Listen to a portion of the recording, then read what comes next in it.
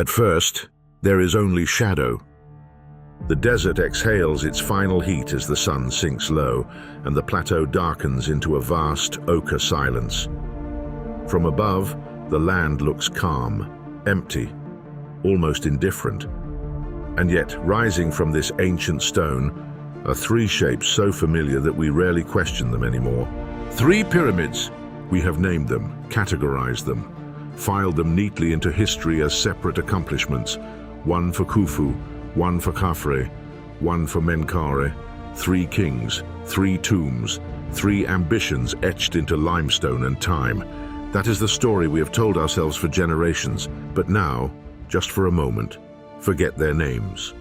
Forget the guidebooks, the timelines, the comfortable labels that make the ancient world feel manageable. Look instead from a distance that no human eye was ever meant to have. Look from the height of birds, of satellites, of centuries. From here, something unsettling begins to surface. They are not scattered. They are not independent. They do not behave like monuments placed side by chance or convenience. They align. They echo one another. They obey the same invisible rules, as though answering to a single silent command.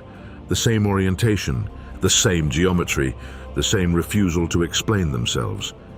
What we see from above is not three objects competing for attention, but something closer to a single composition, a unified form spread across stone and space, less like buildings, more like a diagram. And that realization changes everything. Because if these pyramids were meant to be read together, if they were conceived not as individual achievements, but as parts of a larger whole, then the story of Giza is not about three kings at all. It is about a system. For centuries, we have approached this plateau the way one might approach a gallery, admiring each masterpiece in isolation. We study Khufu's pyramid for its scale, Khafre's for its preservation, Menkaure's for its refinement. Each is impressive, each is mysterious. But galleries do not explain why every painting shares the same frame. From this height, patterns begin to whisper. The pyramids are not merely facing north, they face north in the same way. Not approximately, not symbolically, precisely. Their orientations differ only by tiny fractions of a degree, deviations so consistent they feel less like error and more like a fingerprint. Independent builders make independent mistakes. Here the mistakes are shared, and shared mistakes imply shared method. Shared method implies shared rules, and shared rules imply something far more unsettling than coincidence. They imply planning.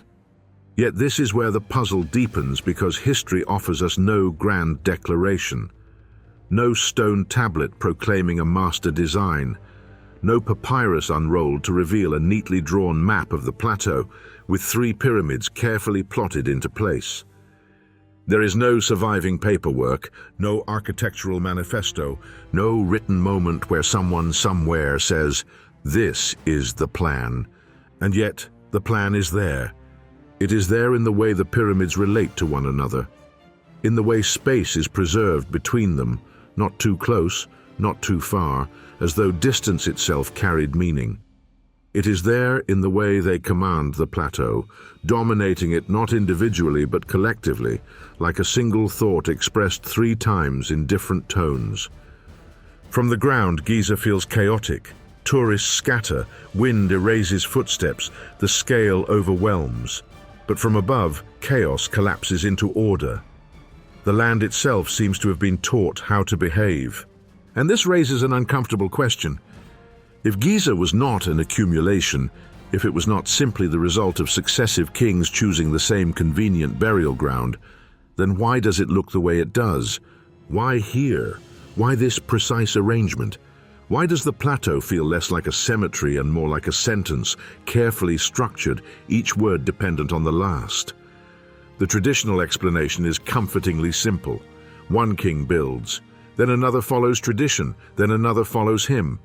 A lineage expressed in stone, nothing more. But tradition does not demand geometric harmony. Tradition does not require shared reference lines invisible from the ground. Tradition does not explain why later builders seem constrained by decisions made before they were born. And yet constrained they are.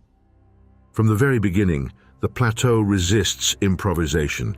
Each new structure behaves as though something already exists that must be respected, as though boundaries have been drawn not in ink, but in belief. What kind of civilization plans across generations without leaving written instructions? What kind of authority can bind the future without commanding it? The pyramids do not answer these questions. They refuse to speak. They simply remain silent, aligned, and immovable, forcing us to confront the possibility that our assumptions about ancient organization may be deeply flawed. We tend to imagine centralized planning as something modern, something bureaucratic, blueprints, ledgers, signatures.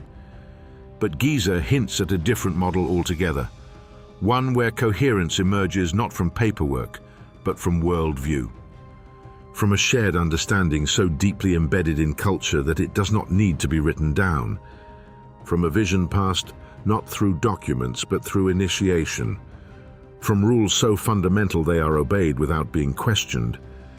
And if that is true, if Giza was planned as a single site, a unified system expressed over time, then we are no longer looking at three monuments competing for immortality. We are looking at one idea, unfolding patiently across decades. An idea carved into a landscape, an idea large enough to require generations to complete, an idea so confident in its permanence that it did not need to explain itself. And this is only the beginning. Because once we accept that Giza behaves like a system, a far more dangerous thought follows close behind. Systems are designed. They do not emerge accidentally at this scale with this precision across this much time. Someone, or something, understood the whole before the parts were finished. And if that is true, then the greatest mystery of Giza is not how the pyramids were built, but how anyone could see the end from the beginning. If you're drawn to journeys like this, where ancient stone forces modern certainty to crack, consider subscribing and continuing with us. What lies ahead only grows stranger, because the deeper we descend into the logic of the plateau, the more one question refuses to let go. If this was a system, who designed it? And why does the evidence survive when the paperwork does not? Before the dynasties harden into timelines and the kings step forward into history, there is only ground, stone, wind, time moving so slowly it feels like stillness. Long before a single block was cut, before a single prayer was spoken over a foundation trench, this plateau already mattered, not because of what stood upon it, but because of what it was. To understand Giza, we must step back beyond the reigns of Khufu, Khafre, and Menkaure, back to a time when no pyramid yet broke the horizon, when the land itself was the first decision. Modern geology, armed with tools the ancient builders could never have imagined, has revealed something quietly astonishing. The plateau was not chosen casually. It was evaluated. The limestone beneath Giza is not uniform. It varies in density, stability, and fracture. Some layers are strong, capable of bearing unimaginable weight. Others are brittle, prone to fissure and collapse. Fault lines cut through parts of the plateau. Natural slopes fall away toward the floodplain. Erosion scars the weaker zones. And yet the largest pyramid ever built rises from the most stable bedrock available. This is not luck. This is not inevitability. This is selection. The bedrock beneath the Great Pyramid is not only strong, it is predictably strong, consistent across its footprint. The plateau's highest and most stable ground was reserved for the largest and most ambitious structure. Lesser monuments occupy less ideal stone. Smaller pyramids sit where geology quietly insists on restraint. This distribution only makes sense if the entire plateau was understood in advance. You do not discover the strengths and weaknesses of a landscape by accident. You learn them by surveying, by observing, by testing, by thinking not in terms of a single monument, but in terms of a territory. What we are seeing is not a king arriving at a site and saying, "Here will do." We are seeing a culture that had already asked a more dangerous question. Where can this land endure what we are about to ask of it? The ancient Egyptians did not leave us geological maps, but the pyramids themselves are the maps, drawn not on papyrus, but in placement and scale. Their positions correspond uncannily with what modern science now confirms, that the plateau was assessed as a whole before it was ever used, and that changes the story entirely. Because if the plateau was evaluated before the monuments, then the monuments were not the cause of Giza's importance. They were the consequence. This was not a burial ground discovered piecemeal. It was a necropolis selected in advance, committed to a future that had not yet arrived, a pre-committed landscape. The phrase sounds modern, almost bureaucratic, but the concept is ancient and deeply unsettling. It suggests that those who first marked Giza were not thinking in terms of one reign or one lifetime. They were thinking in terms of continuity, of sequence, of inheritance. To pre-commit a site is to limit choice for generations to come. It is to say, this land will be used for this purpose and no other. It is to bind future kings to a decision they did not make, and future kings obeyed. No fourth dynasty ruler chose a different plateau. None broke away to build in isolation. None sought a cleaner slate elsewhere along the Nile, though many were available. Instead, they returned again and again to the same elevated ground west of the river, as though drawn by an obligation older than themselves. This is not the behavior of opportunists, it is the behavior of inheritors. The plateau itself seems to have carried authority. Its elevation matters. Raised above the floodplain, it stands outside the annual chaos of the Nile's cycles. Where the valley is reborn each year through inundation, the plateau remains unchanged, dry, stable, eternal. It exists beyond agriculture, beyond renewal, beyond life. This made it ideal for the dead, but it also made it ideal for something else: permanence. The Egyptians understood stone as a medium of eternity. To place a monument on unstable ground would be to betray its purpose. To build for forever, one must first find a place that resists time. Giza does. And that resistance was known. Evidence suggests the plateau was leveled and modified even before the major pyramids rose. Large-scale ground preparation, cutting, terracing, and flattening indicates foresight, not desperation, not improvisation. Preparation implies expectation. Expectation implies intent. And intent implies that the land itself was recruited into a plan larger than any one ruler. There is a temptation to imagine ancient builders reacting moment by moment, choosing sites as needs arose, responding to circumstance. But Giza resists that narrative. Its logic is anticipatory. It feels as though the land was chosen for what it would eventually hold, not merely for what it could hold immediately. And here the mystery deepens, because nowhere in the surviving record do we find a declaration that says, "This plateau is reserved." No decree, no boundary stone proclaiming a royal necropolis to come. And yet, everyone behaves as though such a declaration had been made. The decision is obeyed long after its authors are gone. This suggests a form of authority that does not rely on enforcement, a decision embedded so deeply in cultural understanding that it no longer needs explanation. The land itself becomes law. To build elsewhere would not merely be unconventional, it would be unthinkable.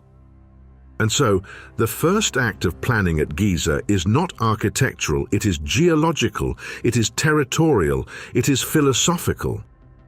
Before stones were lifted, the future was constrained. Before kings were crowned, their options were narrowed. The ground had already spoken. And this raises a question that grows more uncomfortable the longer we sit with it. If the plateau was chosen in advance, if it was surveyed, evaluated, and committed to a monumental future, then someone understood that this site would not host just one pyramid. They anticipated succession. They anticipated continuity. They anticipated repetition with variation. In other words, they anticipated a system. And systems do not emerge accidentally. They are conceived, which brings us to the edge of a far more unsettling realization. To choose a site before the kings is to privilege an idea over an individual. It is to design for a lineage rather than a person. It is to place belief above ambition. It means that when the first pyramid rose, it did not stand alone, not even in intention.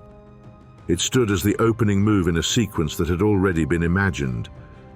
If you're finding yourself drawn into this deeper logic, where land, belief, and time intersect, consider staying with us by subscribing. What follows will challenge even more of what we assume about ancient decision-making. Because the land was chosen, the ground was prepared, the future was constrained. And the only question left hanging in the silence of the plateau is this: why would builders prepare a site for monuments that did not yet exist? North is supposed to be simple. It is the one direction that does not move, the anchor point of every map. The quiet assumption beneath compasses, satellites, and navigation itself. We take it for granted now, an abstraction solved long ago. But on the Giza Plateau, north is not an assumption, it is an obsession. Stand beside any one of the great pyramids, and the stone seems indifferent to direction. The blocks rise, the angles converge, the mass overwhelms. Nothing about the experience tells you that you are standing inside one of the most precise orientation projects ever attempted by human beings. Yet the measurements tell a different story.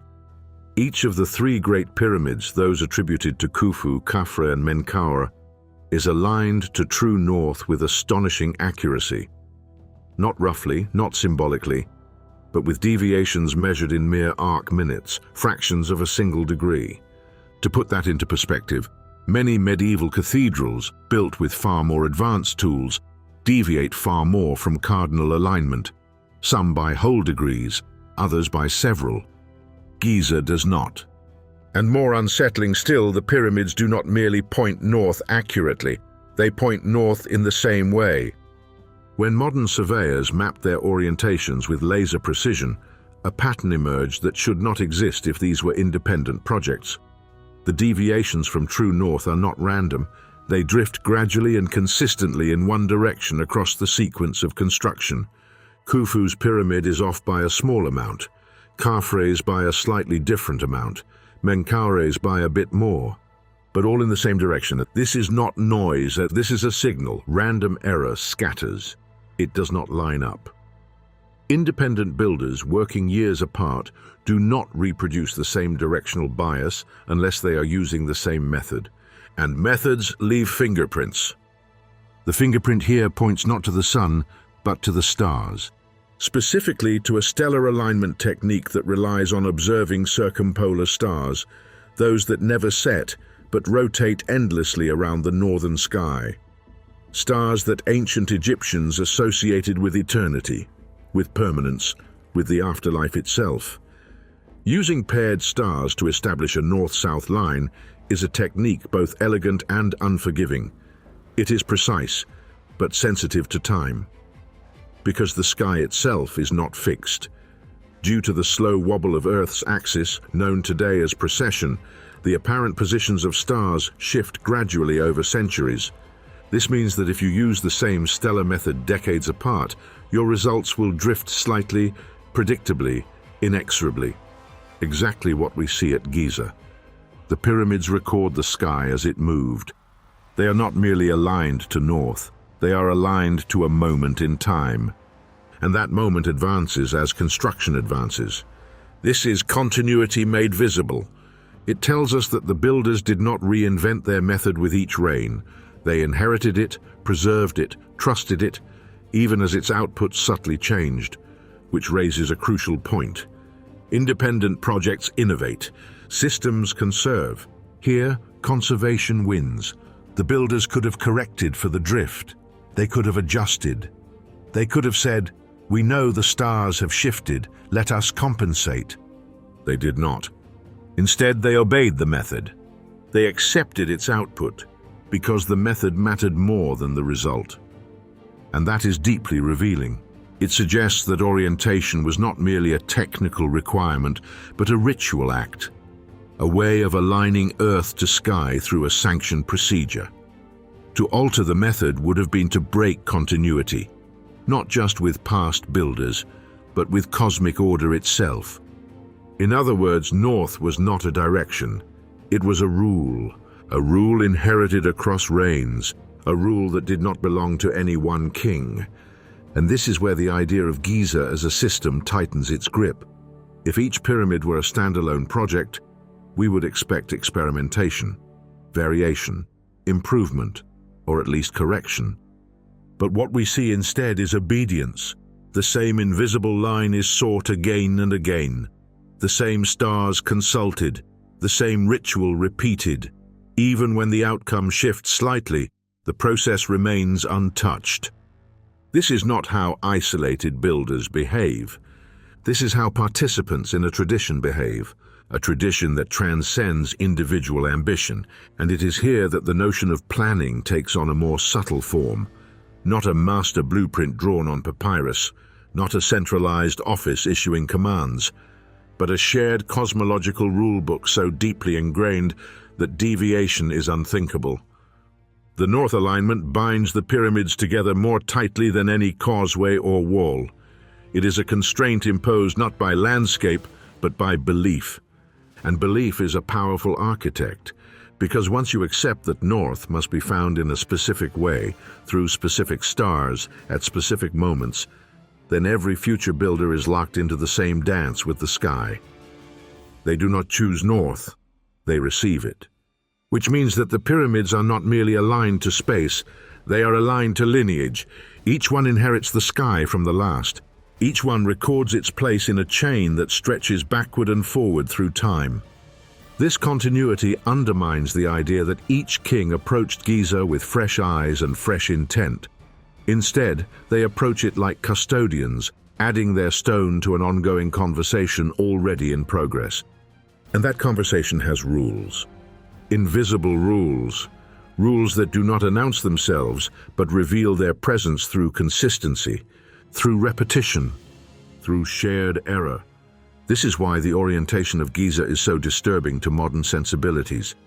We are trained to see precision as a sign of technical prowess, and it is. But here, precision is also a sign of submission. Submission to method, submission to tradition, submission to something larger than any one human will. And this brings us to a quiet but profound realization. The builders of Giza were not chasing perfection in the modern sense. They were not optimizing. They were not iterating. They were conforming. They were ensuring that what came next belonged to what came before. That the plateau spoke with one voice, even as generations changed. If this were a single monument, that obedience might be explained away as symbolism. But across 3 monuments over decades, with measurable drift that matches astronomical expectation, coincidence collapses. What remains is continuity. And continuity implies design, not of objects, but of process. A system where how you build matters as much as what you build. A system where the sky itself becomes part of the plan. Because orientation tells us how they built. It tells us the tools they trusted, the sky they watched, the rules they obeyed. But it does not yet tell us the most dangerous thing of all. Why did they keep obeying them? What do you think about this? Share your thoughts in the comments section. At ground level, Giza resists comprehension. The scale overwhelms the senses. Stone fills the horizon. Paths twist without logic. Distances deceive. What appears close is far. What seems aligned fractures into chaos as soon as you begin to walk. The plateau feels less like a design and more like an accumulation. Layers of history piled upon one another by time and chance. This is how Giza has protected its secret for millennia, because nothing about it makes sense at human scale. Stand between the pyramids and there is no obvious order, no visible grid, no marked axes carved into the rock, no elevated platform from which the arrangement reveals itself. The land undulates, structures interrupt sightlines, perspective collapses. On the ground, Giza feels improvised. And that is precisely the illusion. The moment you rise, just a little, the illusion begins to break. From above, the noise falls away. The apparent disorder tightens. Relationships emerge that cannot be perceived by a body bound to the surface. Distances begin to speak. Angles begin to whisper. And then, unmistakably, lines appear. Not walls, not roads, but geometric intent. The pyramids begin to behave less like independent mountains of stone and more like points in a deliberate spatial argument. Their placement no longer feels arbitrary. It feels measured. The spacing between them is not random. It is calibrated, too precise to be accidental, wide enough to preserve visibility, close enough to maintain relationship. Each pyramid asserts itself without eclipsing the others, as though they were composed together rather than competing for dominance. And then there is the diagonal, subtle, unmarked, invisible unless you know where to look. Draw a line from the southeast corner of the Great Pyramid. Extend it across the plateau. It passes, with quiet insistence, through the southeast corners of the other two pyramids as well. This is not poetic metaphor. It is measurable fact. 3 separate monuments built decades apart align their corners along a single diagonal axis, not their centers, not their faces, their corners. The least obvious point to choose, unless you are thinking in terms of geometry rather than architecture. This diagonal does not point to another feature on the plateau. It does not resolve within Giza itself.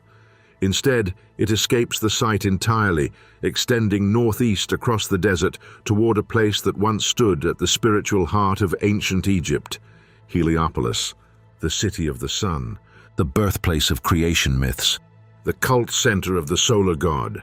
From Giza, Heliopolis was not visible.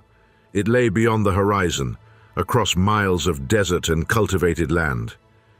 You could not see it, you could only know where it was, which makes the alignment all the more unsettling, because this is not a visual relationship, it is a conceptual one. The diagonal binds the necropolis of the dead to the city of the sun god, linking royal afterlife to cosmic origin, death to creation, stone to light. But here is the crucial point. This alignment does not exist for any single pyramid. Remove one monument and the line loses its force. Examine Khufu's pyramid alone and the diagonal is meaningless. The same is true for Khafre's and Menkaure's. The geometry only speaks when all 3 are present, which means the meaning is not contained in any one structure. It exists between them. And meaning that exists between structures is the clearest possible evidence of planning at the system level. No individual king benefits from an alignment that only becomes complete after his successors build. No solitary project invests effort in geometry that requires future participation to make sense, unless the future was anticipated. Unless the builders were not merely erecting monuments, but contributing to a composition whose full expression lay beyond their own reign. This is the point where coincidence becomes an increasingly fragile explanation. Because chance does not produce multi-generational geometry. Chance does not wait patiently for successors. Chance does not preserve diagonal intent across decades. And chance does not align sacred geography without knowing where sacred geography lies. The builders of Giza understood the land beyond the plateau. They understood the spiritual map of Egypt. They understood where power, creation, and divine authority were thought to reside. And they encoded that understanding not in inscriptions, but in placement. The geometry of Giza is not decorative, it is communicative. It speaks to the sky, the land, and the unseen, but only if you know how to listen. And this is where modern intuition struggles. We expect meaning to announce itself, to be inscribed, to be visible at eye level, to explain itself. Giza refuses all of that. Its geometry is deliberately inaccessible to the individual observer. It requires distance, elevation, abstraction. It requires a God's eye view, or a future with machines capable of seeing what humans could not, which raises a deeply uncomfortable question. Why encode meaning in a way that almost no one could ever perceive? The ancient Egyptians were not naive about visibility. Their temples were choreographed experiences. Their art was symbolic but legible. Their rituals were public. And yet here they commit enormous effort to relationships that are invisible from the ground. This suggests that the intended audience was not human in the ordinary sense. The alignment toward Heliopolis is not meant to be seen. It is meant to be true. True in the cosmic sense, true whether anyone notices or not. It is geometry as theology. By binding the pyramids to Heliopolis through an invisible line, the builders anchored the realm of the dead to the birthplace of the sun.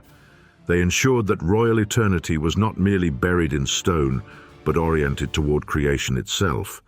And again, this only works if the plateau is treated as a single composition. The diagonal does not care who built first. It does not privilege Khufu over Khafre. It does not elevate Menkaure as a conclusion. It treats all three as necessary components, which tells us something vital. The system mattered more than the sequence. The idea mattered more than the individual. And this logic echoes what we have already seen. Geological selection before kings, orientation methods inherited across reigns, rules obeyed without revision. Now geometry joins the chorus. Each piece reinforces the same conclusion. Giza was not assembled. It was orchestrated. But orchestration does not require constant oversight. It requires a shared framework, a set of spatial truths so widely accepted that no one questions them. The diagonal toward Heliopolis was not debated, it was assumed. And assumption is the strongest form of control, because it no longer needs enforcement. This is why Giza feels so modern and so alien at the same time. It behaves like a system designed by minds comfortable with abstraction, with scale, with thinking beyond immediate perception. It challenges our assumptions about what ancient people valued and how they thought. They were not merely builders of big things, they were designers of relationships. Between monuments, between land and sky, between life, death, and origin. If you are finding yourself re-evaluating what planning even means, if this invisible geometry feels more deliberate than any visible blueprint, consider staying with us on this journey. The deeper we go, the less Giza resembles a cemetery, and the more it resembles an idea. Because the diagonal is only one line, and lines, once discovered, tend to lead somewhere. Why encode meaning that only gods or centuries later satellites could see? That question lingers in the air above the plateau. And the answer, when it comes, will force us to confront what Giza was really built to be. If we stop thinking of Giza as architecture, something remarkable happens. Stone stops being wall, distance stops being accident, space itself becomes intentional. What once felt like an overwhelming clutter of monuments suddenly resolves into something quieter, colder, and far more deliberate. The plateau no longer behaves like a collection of buildings. It behaves like a diagram, one that uses mass, distance, and orientation the way ink uses lines. This is the moment where Giza changes character. Because architecture is meant to be inhabited, a diagram is meant to be understood. At this scale, Giza is not asking to be lived in. It is asking to be read. The distances between the pyramids are the first clue. They are vast, hundreds of meters apart, yet carefully controlled. Too far, and the relationship dissolves. Too close, and dominance collapses into competition. Instead, the spacing preserves hierarchy. Khufu's pyramid commands the plateau without eclipsing Khafre's. Khafre's asserts presence without diminishing Menkaure's. Each monument knows its place. This is not aesthetics, it is structure. The spacing preserves sightlines that matter. From specific points on the plateau, one pyramid frames another. From others, they stack visually, forming deliberate silhouettes against the horizon. These effects are not constant, they are conditional. They reveal themselves only from certain paths, certain angles, certain moments of movement, which tells us something critical. Giza was designed not just to be seen, but to be approached. Processional movement is encoded into the distances themselves.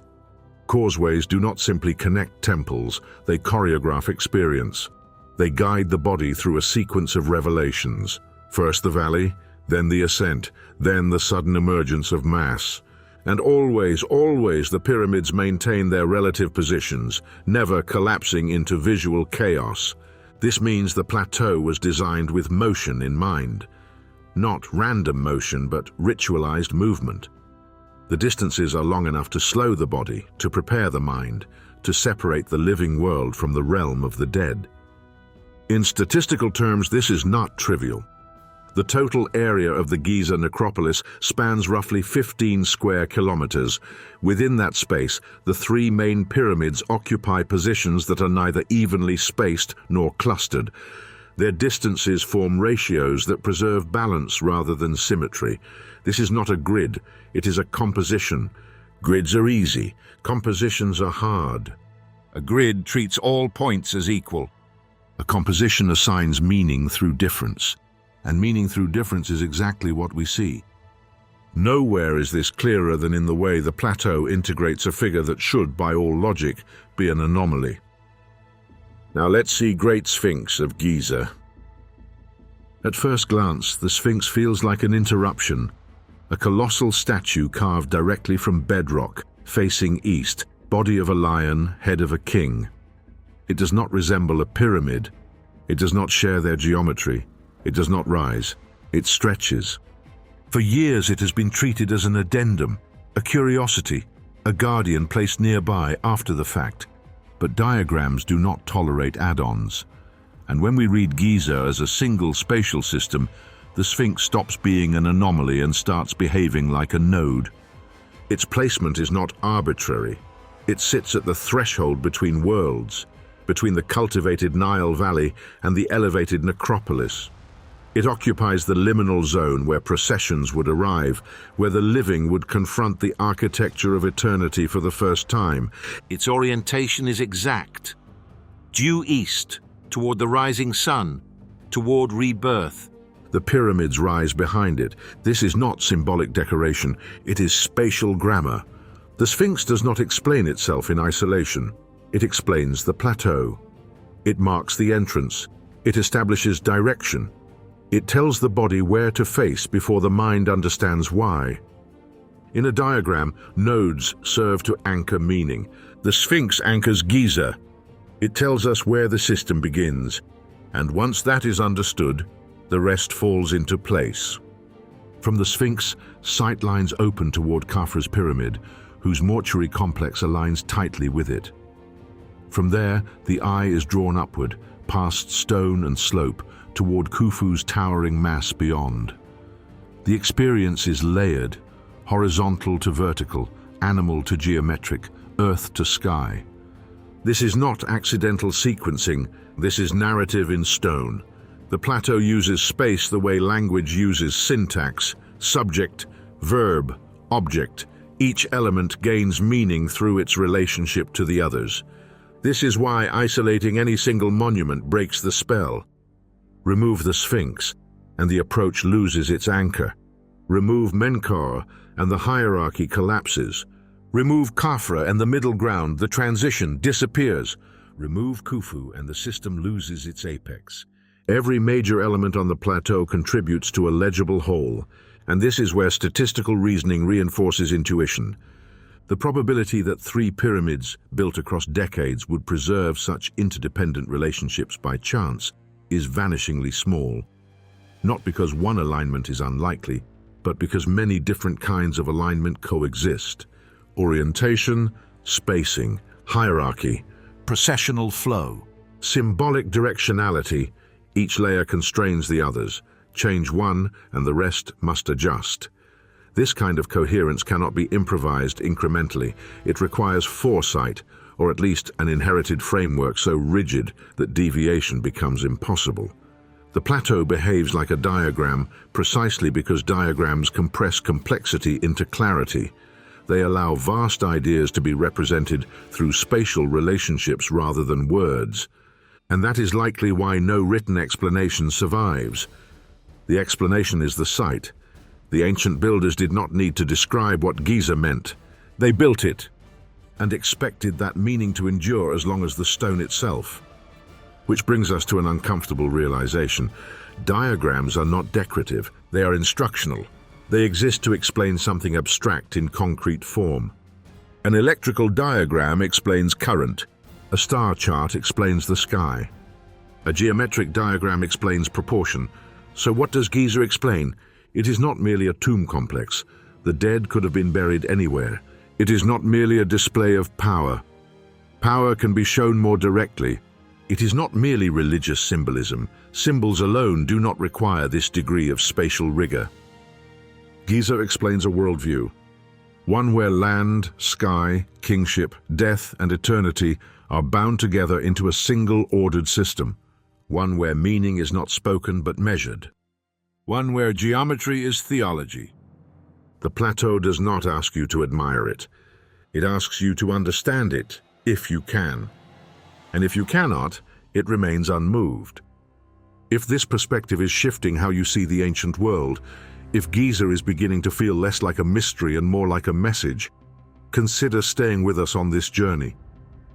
Each step forward strips away another layer of familiarity, because diagrams usually explain something. And now, standing before this one, drawn not on paper but across kilometers of stone, we are forced to ask the question the builders never wrote down. What did Giza mean to explain? By now, the illusion of absolute royal freedom has begun to fracture. We are accustomed to imagining the pharaoh as an unrestrained force, divine, unquestioned, capable of bending land and labor to his will, a god-king who commands and the world obeys. Stone rises where he points, rivers divert, mountains move. But Giza tells a quieter, more unsettling story. Here, power exists, but it operates within limits. When Khafre inherits the plateau, the ground is no longer neutral. It is already spoken for, already structured, already constrained by decisions made before his reign began. Khafre does not place his pyramid wherever he wishes. He places it where he is allowed to. His monument rises slightly lower than Khufu's, not by accident, but by necessity. The most stable, elevated bedrock had already been claimed. The apex of the plateau was no longer available. To challenge that choice would not merely be impractical, it would be transgressive. So Khafre adapts. He builds on marginally lower ground, compensating not through elevation, but through illusion. His pyramid sits on a raised platform, its casing stones once gleaming, its slope carefully chosen to appear taller from certain vantage points. Even the Sphinx, closely associated with his complex, participates in this visual negotiation. This is not rivalry, it is accommodation. Khafre's builders are not free to redraw the map. They must work within it, and the same pattern becomes even more pronounced with Menkaure. Menkaure's pyramid is dramatically smaller. For generations, this has been explained away as decline, less power, fewer resources, waning ambition. But geology tells a different story. The southwestern portion of the plateau is structurally inferior. The limestone here is more fractured, less capable of supporting colossal mass. Fault lines cut closer to the surface. The bedrock simply cannot bear another giant without unacceptable risk, so Menkaure builds smaller.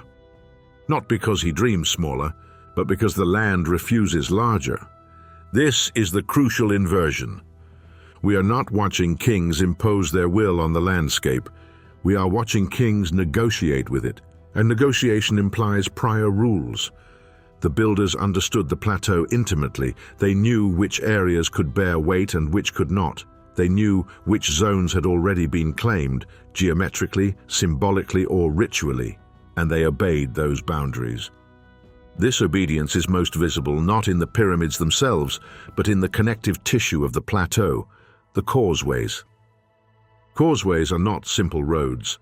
They are ceremonial arteries, guiding the dead king from valley temple to mortuary complex, from river to stone, from life to eternity. They could, in theory, be drawn as straight lines, efficient, direct, unquestioned.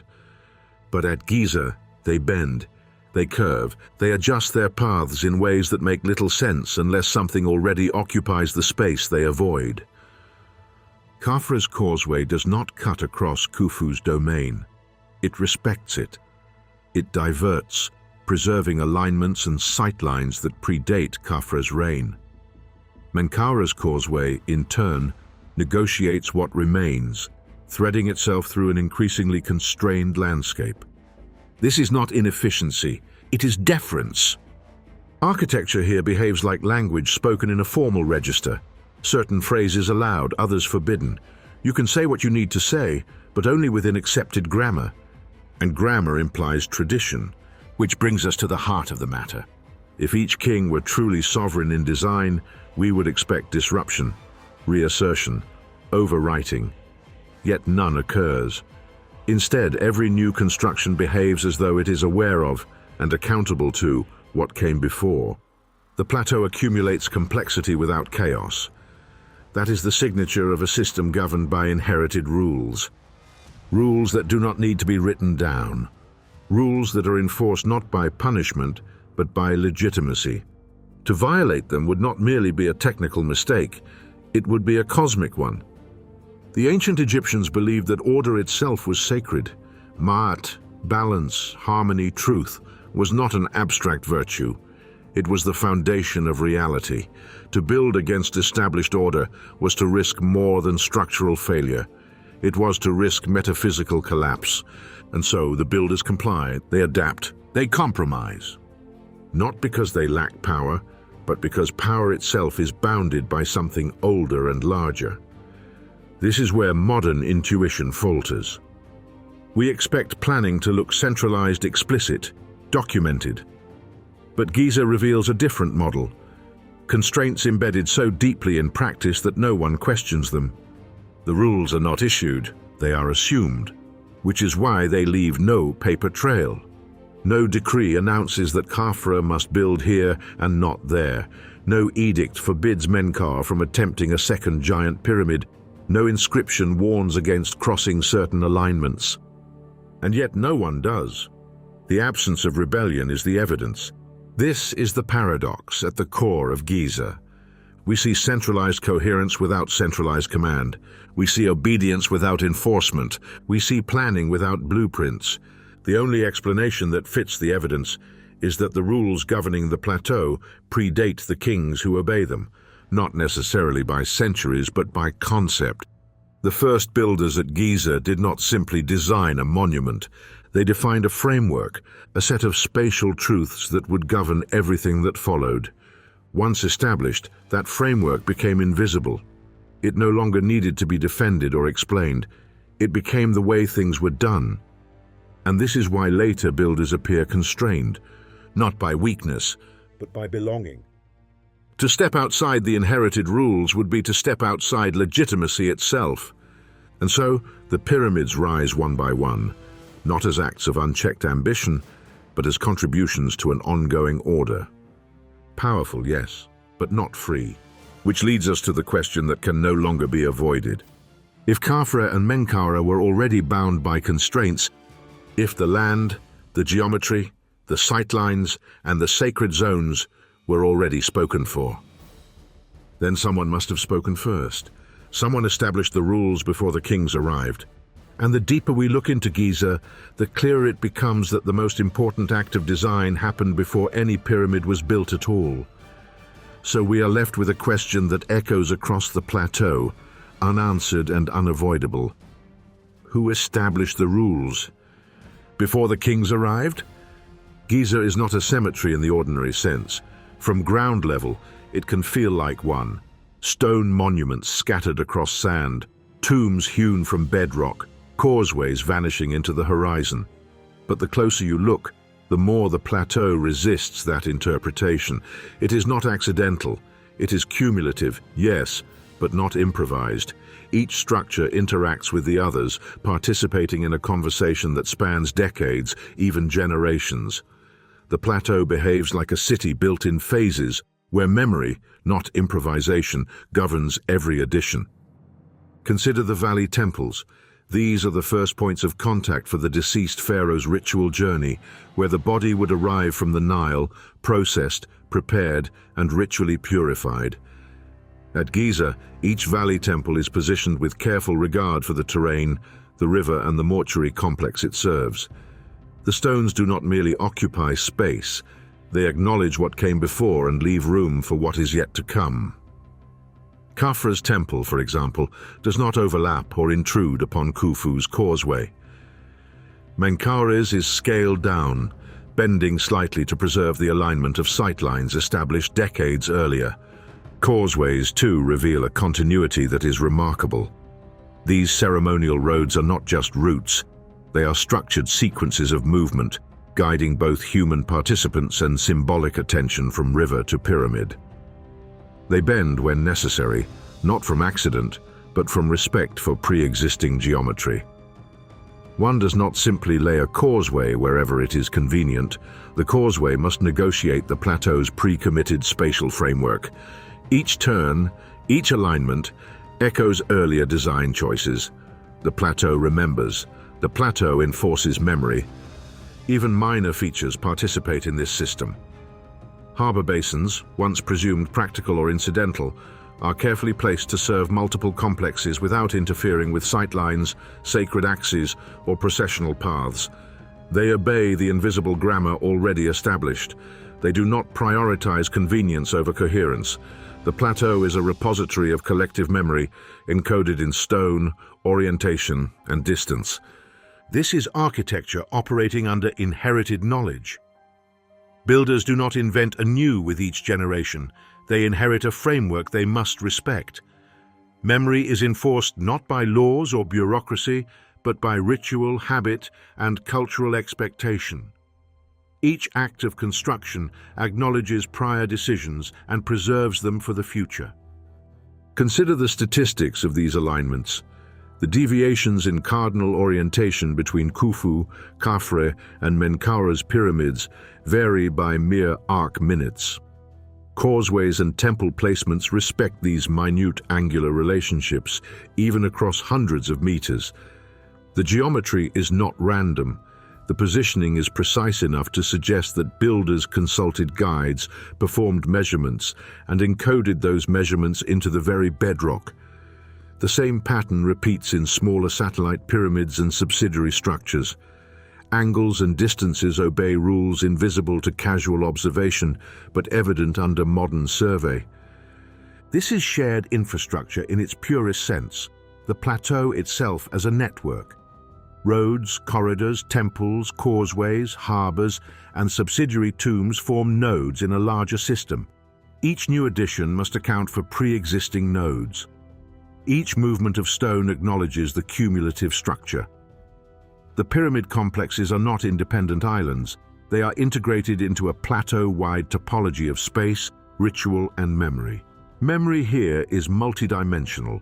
It is spatial. Alignments, distances, and sightlines are preserved across decades.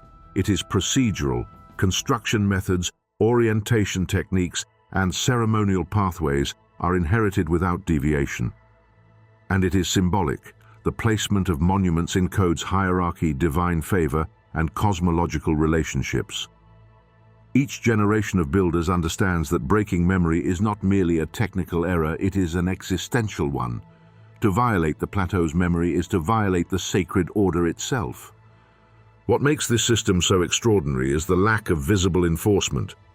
There are no blueprints, no central office dictating position, no surviving record detailing how successors should comply.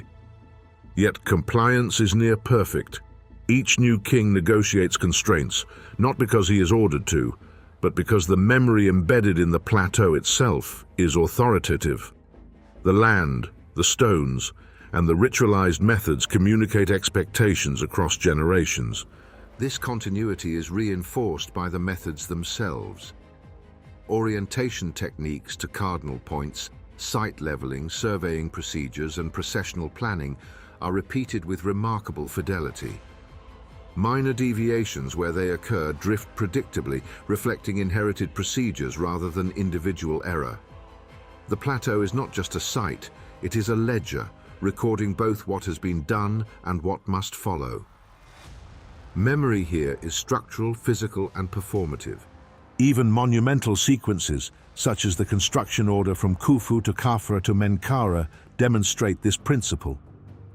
Khafre could not simply place his pyramid randomly. The land, prior alignments and ceremonial axes constrained him. Menkaure could not attempt a giant structure in the southwest. The geology forbade it. Causeways curve around sacred zones established before their time. Each decision is framed within inherited constraints, echoing prior acts and anticipating future additions. This is planning at a scale beyond a single reign, a collaborative effort across generations, mediated through memory rather than text. In this light, Giza becomes less a cemetery than a memory palace, a site in which collective knowledge, ritual practice, and geometry converge. The plateau enforces continuity. Builders are powerful, but they are guided by memory, not whim. They act within the invisible infrastructure established by those who came before, preserving sight lines, ceremonial paths, and spatial hierarchies as if the plateau itself were a teacher. And yet, this enforcement of memory raises a profound question. How does a civilization ensure continuity without written records? How can rules survive decades, sometimes centuries, without bureaucratic reinforcement? Giza answers not with words, but with practice. Knowledge is transmitted through apprenticeship, ritual, and demonstration. Surveying techniques, orientation procedures, and spatial grammar are taught as sacred craft, ensuring that even without a blueprint, the next generation honors the system. This is why the plateau feels alive. It is alive with memory. Every stone, every causeway, every valley temple is a record. They collectively encode the past, constrain the present, and anticipate the future. Random improvisation is impossible here. Even the slightest deviation would propagate errors, disrupting alignments, sightlines, and ritual sequences. The plateau's memory is self-reinforcing. So, as we trace the connections between pyramids, temples, causeways, and harbors, a picture emerges of Giza as a living diagram of inherited knowledge. It is a city built not for the living, but for continuity. A system governed not by orders on papyrus, but by the collective memory of generations. Each edition respects what came before and preserves what is yet to come. And once this principle is understood, the plateau ceases to be merely monumental. It becomes a repository of civilization itself, spatial memory crystallized in stone. A reminder that planning at Giza was not improvisational. It was methodical, disciplined, and cumulative. But the system's elegance deepens the mystery. Memory enforces continuity without documentation. Tradition persists without inscription. Knowledge survives without explicit authority. And yet, someone had to establish it first. Someone had to define the rules, the alignments, and the methods that later generations would inherit so faithfully. The question now becomes unavoidable. If Giza preserves memory with such fidelity, how does a civilization enforce memory without blueprints? And who set the first rules that bound generations of kings, architects, and laborers to this extraordinary order? What do you think about these questions? Do share with us in the comments section. To look at Giza today is to confront a paradox that defies modern expectations. We see precision measured in millimeters across kilometers of stone. We see alignments maintained over decades, processional paths preserved, hierarchies encoded in spacing. And yet, when we turn to the historical record, we find silence, no master plan, no archive, no bureaucratic ledger describing who decided what, when, and how. In most societies, large-scale projects leave paperwork. Even modest constructions produce contracts, logs, or correspondence. The Egyptians of the Old Kingdom, for all their sophistication, left nothing that explicitly records the design of the Giza necropolis. Yet the plan is visible in the plateau itself, carved, measured, and aligned in the stones. This raises a disorienting question. How does a civilization coordinate something so immense without leaving a tangible record? The answer, it seems, lies not in documents, but in people, in lineages, in knowledge passed down through human memory as carefully as any blueprint. The Egyptians relied on priest-engineer lineages, groups of specialized professionals who combined sacred duty with technical skill. These were not casual artisans, they were custodians of method. Surveying, orientation, leveling, and geometry were learned through apprenticeship, repetition, and ritualized teaching. Methods were encoded not in ink, but in practice. To train as a builder was to absorb centuries of accumulated wisdom directly from masters, rather than from scrolls. Oral transmission in this context was not informal storytelling. It was disciplined, precise, and enforced by tradition. Mistakes were not just errors, they were impieties. To misplace a line, to miscalculate an alignment, was to threaten the sacred order. Knowledge of measurement, orientation, and geometry was intertwined with religious doctrine. Learning the craft was simultaneously a spiritual act. Memory and faith were inseparable. This system of oral ritual knowledge allowed continuity across generations. One pharaoh dies. His successor inherits the plateau, the inherited knowledge, and the priest engineers. The rules, where to build, how to align, which sightlines to preserve, are transmitted without paper. They are practiced, tested, and confirmed by repetition. This creates what might be called a living bureaucracy, one that exists not on scrolls, but in human behavior. The evidence of this invisible bureaucracy is everywhere. Orientation to true north is maintained through decades even as stellar drift occurs. Causeways bend to avoid pre-existing sacred zones. Temples occupy precise positions relative to pyramids built decades earlier. Each adjustment is deliberate, yet no written instruction survives. The system operates through authority embedded in training, ritual, and respect for precedent. Consider the scale of the operation. Tens of thousands of workers, supervisors, artisans, and priests coordinated over decades. One might assume this required detailed scheduling, contracts, and memoranda. Yet the Old Kingdom achieved it without leaving the textual footprints we expect. Authority was centralized socially rather than administratively. Knowledge flowed along trusted lines. Responsibility was personal, enforceable through social, religious, and hierarchical pressure, rather than paper. Even logistics, procuring stone, managing labor, transporting massive blocks, were embedded within established practice. Workers were organized in rotating crews, with predictable shifts and tasks encoded in tradition. Measurement techniques, ramps, lifting methods, and leveling procedures were transmitted through demonstration. Apprentices watched, repeated, corrected, and eventually became teachers themselves. This ensured that each generation reinforced the memory of the system, rather than relying on an explicit record. This kind of system is simultaneously powerful and fragile. It can coordinate generations because knowledge is internalized, distributed, and ritualized. No single point of failure, no lost scroll, can entirely halt the operation because expertise resides in living people. Yet the system is fragile because it depends entirely on continuity. When oral traditions, priestly lineages, or political structures are disrupted, knowledge can vanish completely. Unlike a paper record, it cannot survive a century of chaos without practice.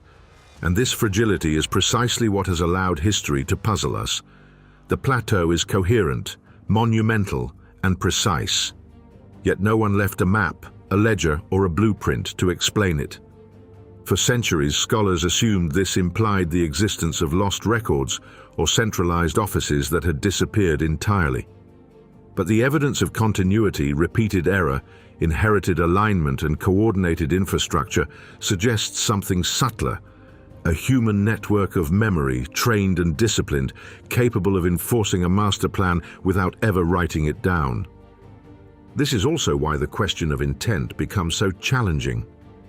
With written instructions absent, we cannot directly query the designers. We cannot read their rationale or their reasoning. We are left only with the results, the system itself. And the system speaks of foresight, discipline, and collective understanding that extends beyond the lifetime of any individual pharaoh. Even small adjustments betray this governance. Menkaure builds smaller, not from lack of ambition, but from geological constraints inherited from prior projects. Causeways curve, temples occupy carefully reserved zones. Every choice acknowledges what came before. Obedience is embedded, not enforced. It is self-perpetuating. It is remarkable to think that such a system existed nearly 4,500 years ago. A network of human memory, ritual, and apprenticeship maintained precision across decades without a single surviving record. Modern project management relies on documentation, contracts, and schedules. Giza relied on trust, tradition, and skill, and it succeeded in ways that rival the most organized bureaucracies of later civilizations. Yet the same qualities that make this system powerful also make it ephemeral. Once the oral lines are broken, once the priest engineers disappear, once the ritualized transmission halts, the knowledge vanishes. That is why so much about Giza remains mysterious. We can see its coherence, measure its alignments, and map its hierarchies, but we cannot read the instructions. They were never written, they were lived. And so, as we trace the valley temples, the causeways, the harbors, and the pyramids themselves, we realize that Giza's plan is both monumental and invisible. It is carved in stone, yet enforced by memory. It is a masterwork of coordination, yet leaves no trace in the conventional sense. The paradox deepens as we reflect on the scale of time and labor. Generations of rulers, builders, priests, and surveyors all participated in maintaining continuity without a single surviving administrative record. The system functioned, produced astonishing results, and yet remains ghostly in its documentation. And that leads inexorably to the next question, the one that gnaws at the imagination. What kind of system is powerful enough to coordinate generations, preserve alignment and hierarchy, enforce ritual and technical precision, and yet fragile enough to leave no written trace? The plateau holds the answer in its stone, its sightlines, its causeways, and its temples. But understanding it requires seeing beyond stone.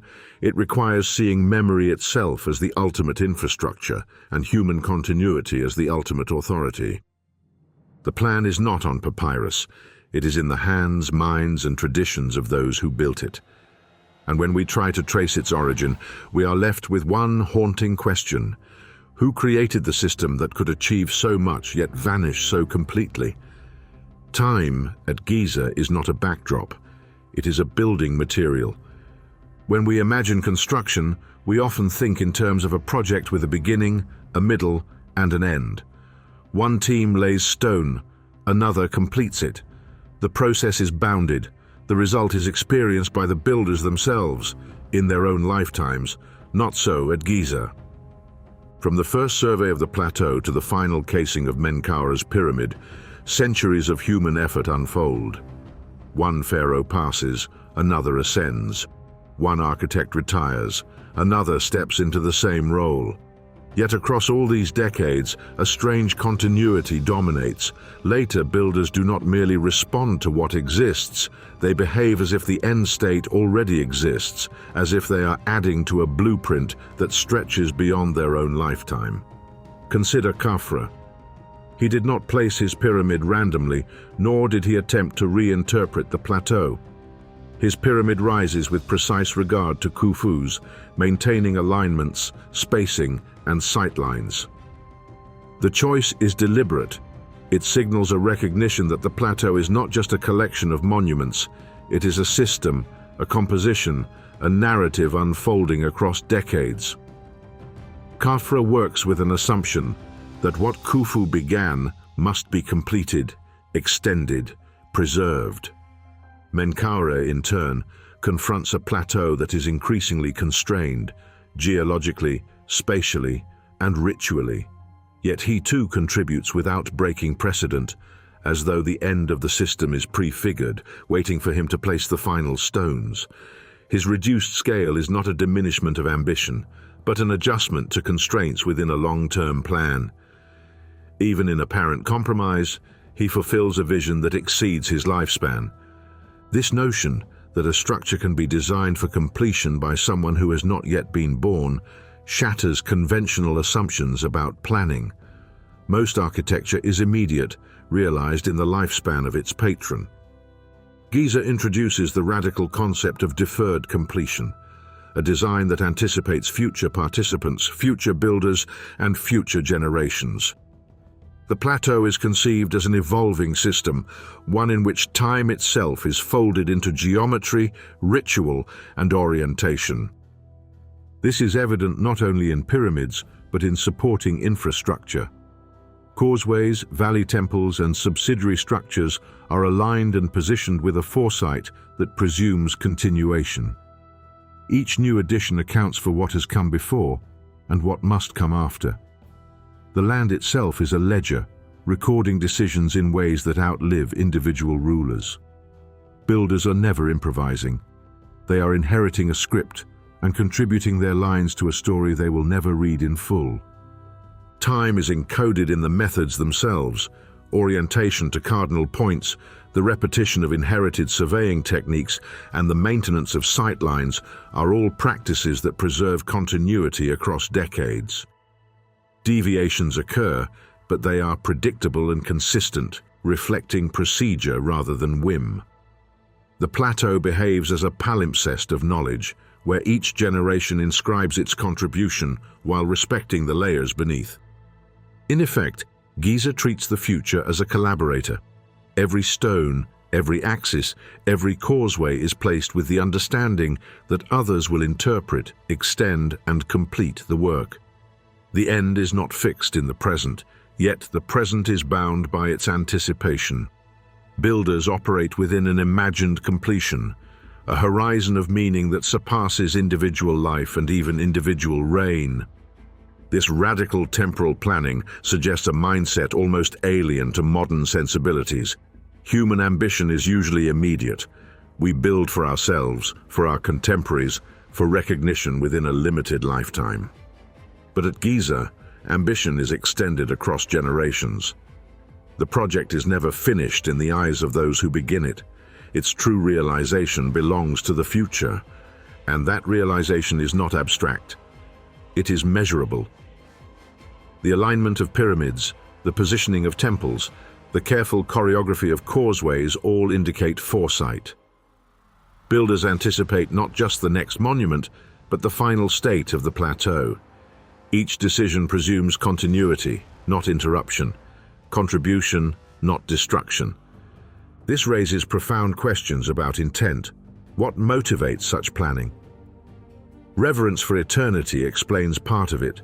The Egyptian worldview emphasized Ma'at, cosmic order, and the continuity of kingship. Yet there is more.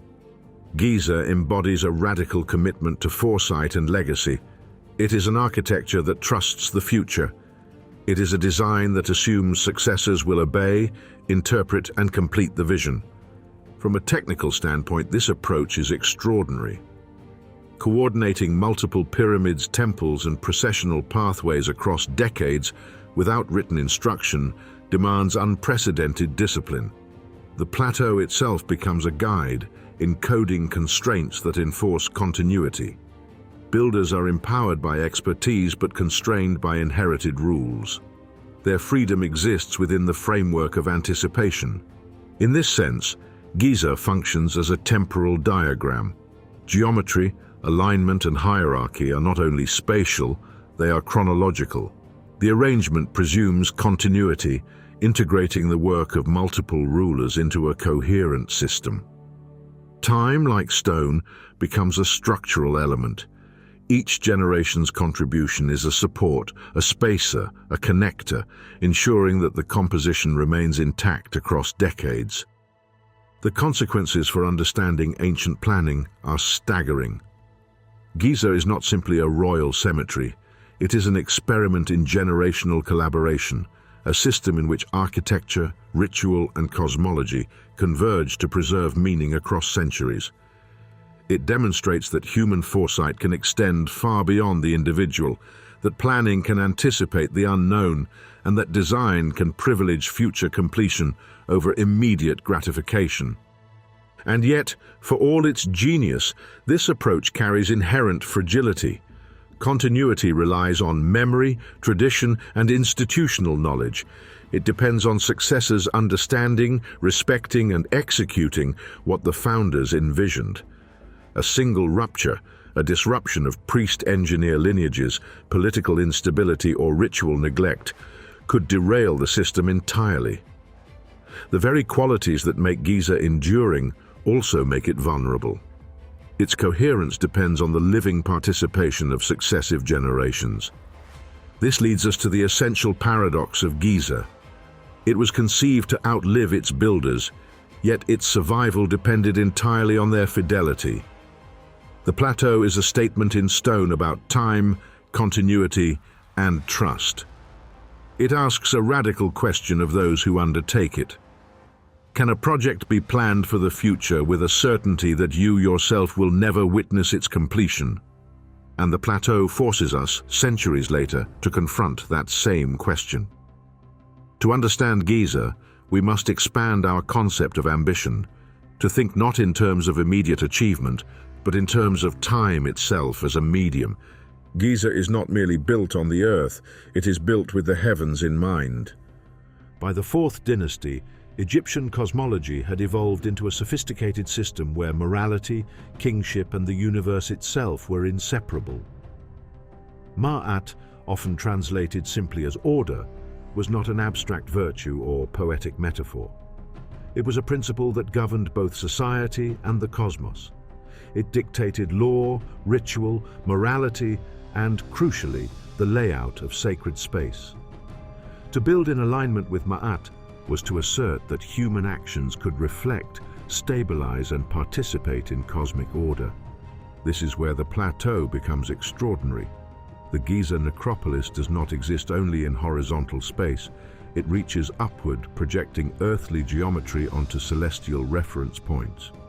The pyramid's cardinal alignment, so precise it still astonishes modern surveyors, is not merely architectural precision. It is a moral act. It is the king demonstrating his capacity to order the world, to anchor his reign within the invisible laws of the cosmos. True north, measured with stellar observation, becomes both technical and ethical. To misalign was to invite chaos. To align correctly was to uphold Ma'at. The diagonal connecting the southeast corners of the pyramids, stretching toward Heliopolis, is not simply a directional line. It links the necropolis with the solar center, connecting death to creation, stone to sun, eternity to origin. Every monument, every causeway, every sphinx nods toward a cosmic axis. The land itself becomes a diagram in which the physical, the ritual, and the cosmic coexist. The plateau transforms into a frozen moment, a tangible reflection of celestial patterns rendered in stone for the kings, the priests, and the divine order they serve. Egyptian cosmology envisioned a universe defined by cycles, sunrise and sunset, lunar phases, stellar risings and settings.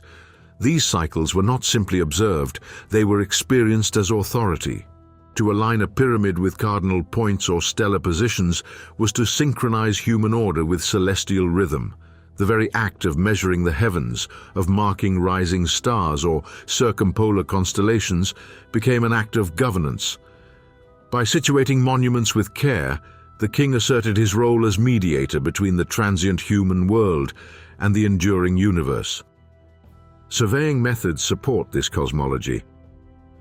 Archaeoastronomical studies suggest that Khufu's pyramid may have been aligned using circumpolar stars such as Kochab and Mizar, which never set and therefore symbolized eternity. Observing their positions allowed builders to fix cardinal points with extraordinary precision. Khafre and Menkaure inherited not only these methods but the resulting moral responsibility to preserve cosmic alignment in a world they did not fully control. Each ruler's act of building was simultaneously practical, spiritual, and political. The plateau, viewed as a whole, becomes a statement of cosmic ideology, human-scale architecture projecting the invisible order of the universe. Causeways trace ceremonial pathways, valley temples orchestrate the approach to sacred centers, and pyramids rise with the celestial clock embedded into their orientation. It is an insistence that time, space, and morality are inseparable. The land is no longer neutral, it is moralized. To walk across Giza is to traverse a narrative of cosmic law, enshrined in stone and geometry. Even smaller architectural decisions echo this principle. Khafre's Sphinx, facing east toward the rising sun, participates in the same cosmological logic. Its body, carved from the living bedrock, anchors the horizon. Its gaze links sunrise to the royal mortuary. Solar cycles are encoded not just in temple ritual, but in the very axis of approach. Each movement across the plateau mirrors the daily cosmic rhythm, and each stone participates in a broader choreography of time and order. Consider the scale of this operation. The plateau spans several kilometers. The orientation precision approaches arc-minute accuracy. The pyramid's heights, spacing, and positioning are coordinated not just horizontally but conceptually with the sky. When we step back and imagine the plateau from above, it is evident that every detail, every distance, and every axis is designed to integrate human action with cosmic reality. Ma'at becomes both blueprint and purpose, alignment, proportion, and balance expressed simultaneously in the moral, political, and physical realms. Yet there is a deeper implication. If Giza mirrors the cosmos, we must ask, which moment in cosmic time is it reflecting? Stars drift. Axial precession alters apparent positions over millennia. Celestial observations fixed in Khufu's era would differ significantly from the positions visible 1,000 years later. The alignment we observe today preserves not just space, but a temporal signature, a frozen snapshot of the heavens as they were perceived in the Fourth Dynasty. This means that Giza does not merely reflect celestial patterns abstractly, it encodes a specific cosmic moment. Its geometry and orientation anchor human action to the universe at a particular temporal coordinate. Every corner, every diagonal, every sightline is a record of time as well as space. The plateau becomes a memorial not only to kings, but to the universe as it existed when they built. The cosmos itself is inscribed in stone. This temporal encoding amplifies the plateau's conceptual audacity. Builders were not just mapping the present, they were fixing it. They captured a configuration of stars and celestial axes, linking it to a moral and ritual order that humans could interact with. The plateau is therefore both historical and eternal, rooted in one era yet reaching beyond it. It is a fixed point in a flowing cosmos, a human-scale mirror of celestial rhythm, and a tangible interface for divine authority.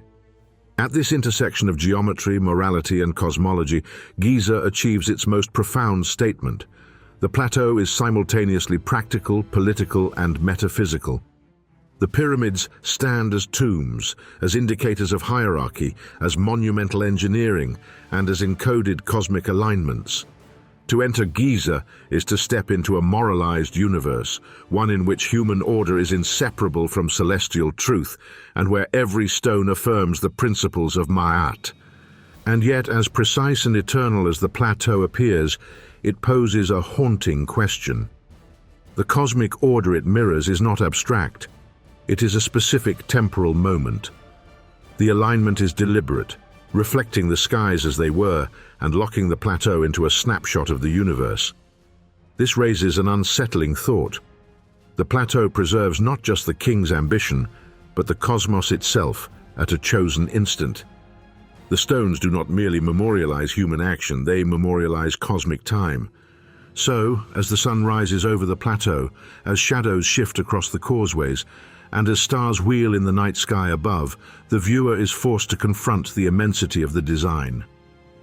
Giza is not merely geometry, it is morality, governance, engineering, and cosmology fused into a single frozen moment. Every axis, every distance, every stone is a statement that human ambition and cosmic law are inseparable. And the question lingers, etched into the very bedrock. If Giza mirrors the cosmos, what moment in cosmic time is it reflecting? It is a question whose answer lies not only in astronomy, but in the mind of a civilization willing to render the universe legible on a human scale. Before we tell you the answer, you share your theories and thoughts in the comments section. The temptation of modern eyes is to assume that monumental scale implies monumental administration. We imagine vast offices, hierarchical charts, written orders, payrolls, and detailed planning documents stretching for kilometers of papyrus. But Giza refuses to comply with these assumptions. The coherence of the plateau does not arise from bureaucracy in the way we understand it. It arises from something more subtle, more enduring, and more human, shared vision enforced through culture, belief, and trained practice. Survey the plateau and the pattern becomes clear. The pyramids, the causeways, the valley temples, the Sphinx, they all obey rules that no surviving text records. Alignments are maintained over decades, sightlines preserved, and ceremonial pathways respected.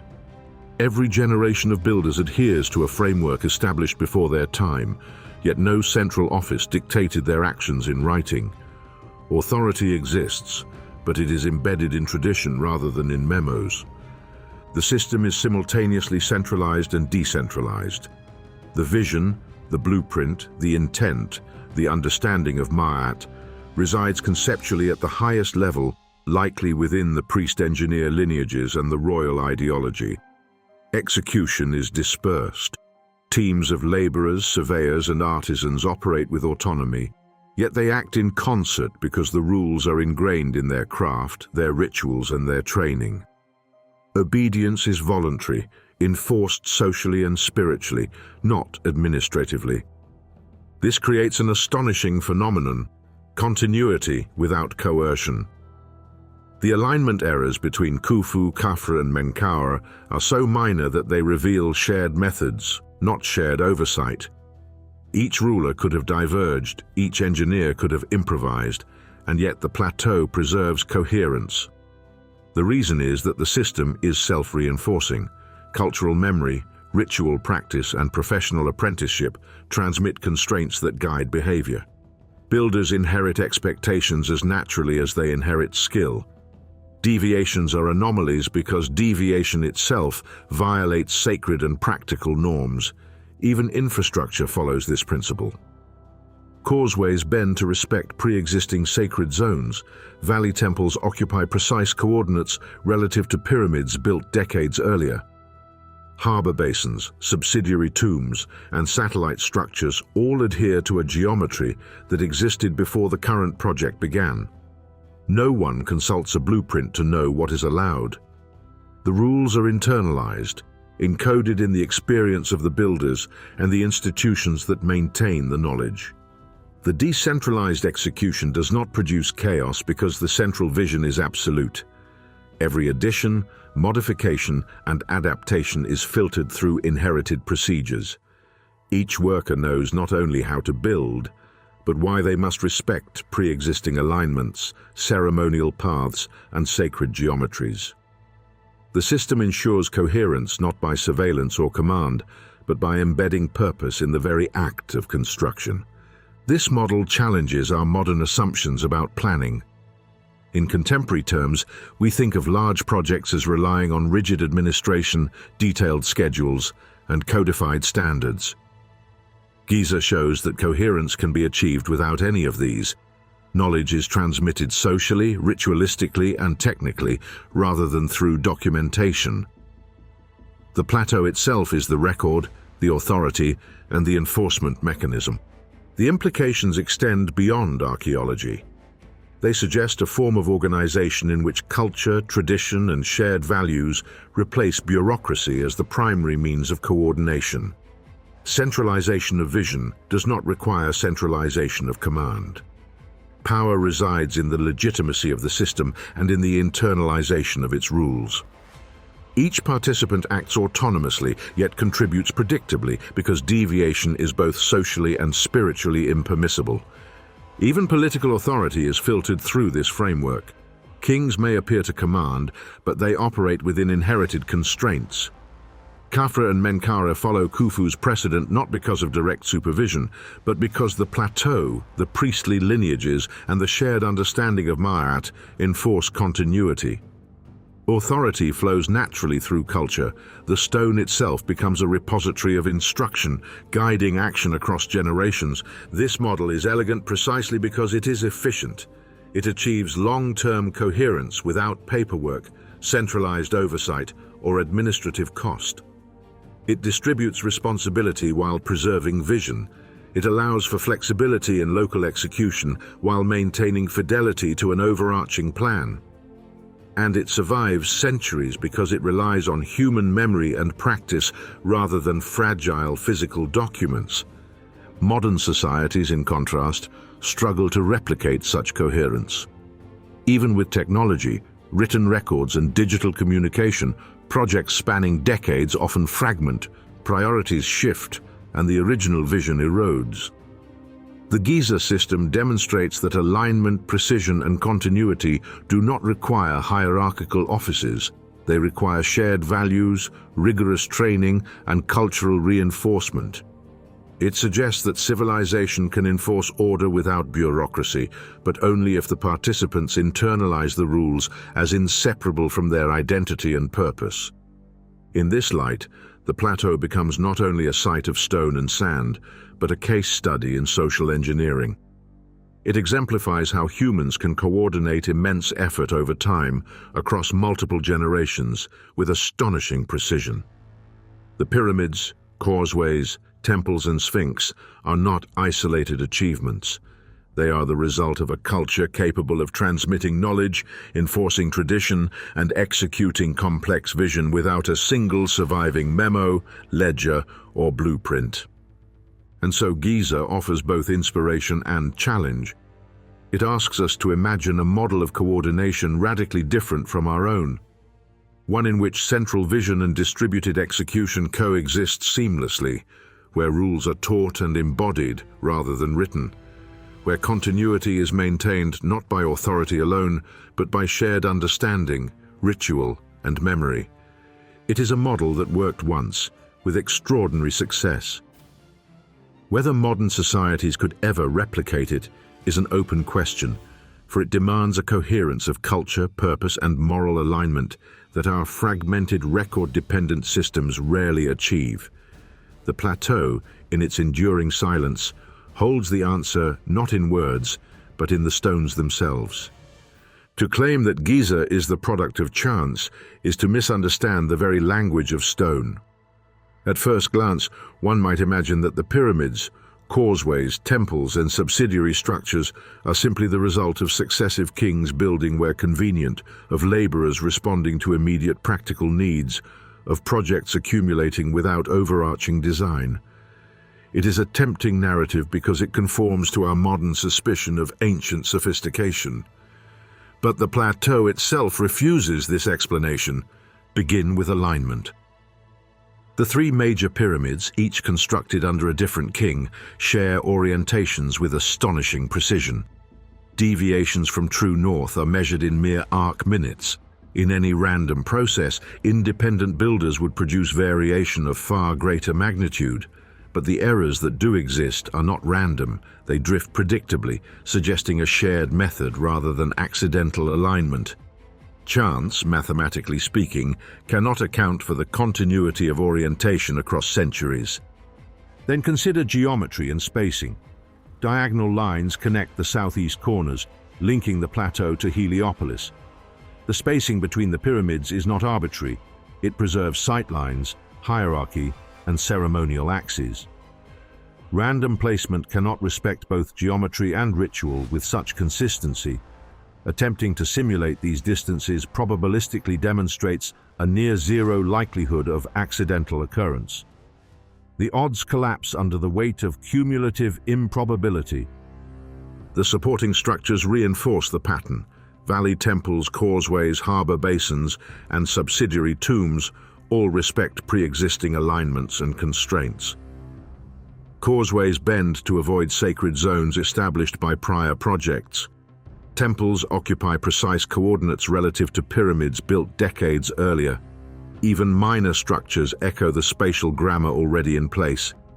If each addition were independent, deviations would accumulate, yet coherence remains astonishingly intact. chance cannot explain such disciplined preservation. Geology imposes further constraints. The builders did not ignore the land. They responded to bedrock quality, fault lines, and elevations. Khafre avoids certain zones. Menkaure builds smaller to accommodate weaker rock. Each choice, while dictated in part by material reality, simultaneously preserves alignment, spacing, and sightlines. To imagine that all of these variables, geological, geometric, ceremonial, coalesce randomly strains credulity. The interplay of constraints, adaptation, and continuity is too precise to emerge from improvisation. Even the smallest deviations betray intentionality. Arc-minute errors in orientation are consistent across pyramids. Causeway curves respect prior sacred spaces. The system has internal logic, internal consistency, and internal necessity. A purely stochastic process would produce discontinuities, misalignments, and broken sightlines. Giza does none of these. Instead, it reads like a plan realized in phases, each successive edition aware of those that came before, anticipating those that will follow. Statistical modeling of the plateau's alignments confirms the improbability of chance. Multiple independent pyramids, each positioned on uneven terrain, oriented to cardinal points and linked through ceremonial diagonals, produce a probability so low as to be effectively zero. When we expand the analysis to include causeways, temples, and subordinate structures, the odds vanish entirely. Random accumulation cannot reproduce the plateau's integrated precision. Beyond mathematics, the cultural context supports intention. Egyptian cosmology, priestly tradition, and the concept of ma'at provided both moral and technical frameworks. Builders were trained to obey inherited rules. Orientation, alignment, and sightline preservation were not optional. They were expressions of cosmic order. The plateau's coherence is the material expression of shared knowledge and shared purpose. Chance could not enforce such rules, only intention could. Even temporal factors reinforce the argument. The pyramids were constructed across decades under different kings, with successive generations of workers. To maintain coherence over such time without centralized design would require the impossible: independent actors, uncoordinated by bureaucracy or written plan, consistently reproducing complex geometric and ceremonial relationships. Improbable does not begin to describe it. Impossible is closer. Chance also fails when considering scale. From a distance, Giza resolves into a system. The plateau behaves like a diagram rather than a scattering of tombs. From the human perspective on the ground, the geometry appears chaotic. From above, a hidden order emerges. Random accumulation cannot produce a composition that reveals itself only when viewed in totality. Only deliberate planning, at multiple levels of scale, can achieve such coherence. The paradox is stark. We can imagine the plateau growing haphazardly in one dimension or with one or two accidental alignments. But when every element, orientation, spacing, sightline, hierarchy, geology, and ceremonial path, is accounted for, randomness collapses. Each attempt to explain the system as chance encounters mathematical, practical, and cultural impossibilities. And yet, for all its improbability, Giza does exist. The evidence compels the conclusion: intention. Human intention, encoded across decades and generations, executed through skill, ritual, and inherited knowledge, produced the plateau as it stands. Every stone is deliberate. Every axis is meaningful. Every alignment testifies to foresight beyond the immediate builders. Which leaves us with a profound question. If chance cannot account for Giza, if every element reflects design, then intention must exist. But intention toward what? The plateau is not merely functional, it is symbolic, geometric, and cosmological. It is not isolated, it is systemic, temporal, and moralized. The answer is not simply to honor kings or enshrine tombs. It is to articulate purpose across generations, to anchor human endeavor to cosmic order, to transform space and time into enduring memory. And so the plateau challenges us to imagine a kind of intention far larger than any individual, a plan conceived, maintained, and respected over decades, executed without written mandate, and embedded in both earth and sky. Giza is too precise, too coherent, too intentional to be accidental. Chance fails, only design remains. The question lingers, extending beyond stone and sand. If chance is impossible, then intention is undeniable. But intention toward what? To step onto the Giza Plateau is to enter a dialogue with time itself. The pyramids rise, causeways stretch, temples anchor sightlines, and the Sphinx gazes eastward, all as if awaiting an audience yet to appear. For centuries, scholars have assumed that these monuments speak solely to the gods or to the dead pharaohs they enshrine. And yet, as one surveys the full extent of the plateau, a more audacious idea emerges. Perhaps Giza was intended not only for the living and the divine, but for the future. The plateau's scale demands consideration. These structures are immense. Khufu's pyramid originally rose over 140 meters, dwarfing the surrounding landscape. The sheer mass of stone, precisely quarried, transported and set, communicates something that words could not. It is a message in material, proportion, and alignment. A person standing on the edge of a causeway, gazing at the diagonal between pyramids or the line pointing to Heliopolis, experiences encoded information that is legible only with time, perspective, and knowledge of geometry. The message is structural, abstract, and enduring. Consider durability. The plateau has withstood millennia of wind, sand, seismic activity, and human interference. The choice of granite, limestone, and careful leveling was not merely functional, it was intentional. Builders knew that the message they were embedding through placement, orientation, and geometric precision needed to survive centuries. They were speaking in a medium that could endure far longer than any papyrus, any inscription, any human memory. The stone itself is the language. The abstraction of the system reinforces this idea. Giza is not a simple cemetery. It is not a literal map of the Nile or a diagram of Egypt. The alignments, sightlines, and diagonals encode relationships that only reveal themselves when the plateau is considered as a whole. The southeast corners align with Heliopolis, causeways bend, Sphinx gaze aligns with sunrise. Pyramids maintain precise cardinal orientation. The message is not obvious from a single vantage point. It requires comprehension, perspective, and curiosity, qualities that future observers must bring. This notion is supported by the temporal horizon of construction. The plateau was built over decades, perhaps longer, with multiple pharaohs contributing to a coherent system. Each ruler added his stone, aligned his pyramid, adjusted his causeway, and yet all obeyed an inherited framework. They were not constructing for themselves. They were contributing to a legacy meant to be legible long after their reign. The future was an active participant in the design. Even the geometry suggests foresight.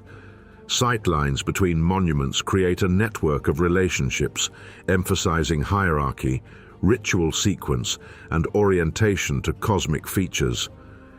These relationships encode abstract principles, the ordering of kingship, the mediation between heaven and earth, the preservation of Ma'at. Such abstractions can be read, interpreted, and understood, even millennia later, without a single word ever inscribed to explain them. Giza communicates ideas through space, stone, and proportion, rather than language. Archaeological surveys reinforce this. Modern measurements reveal that the diagonals, axes, and distances between monuments follow consistent ratios. For example, the diagonal connecting Khufu's and Menkaure's southeast corners points almost exactly to Heliopolis, suggesting intentionality at a scale imperceptible from the ground. Causeways preserve ceremonial approaches while negotiating existing sacred zones. Subordinate structures, pyramids and tombs all participate in a networked grammar. This is more than engineering. It is deliberate encoding for an audience who might arrive long after the original builders were gone.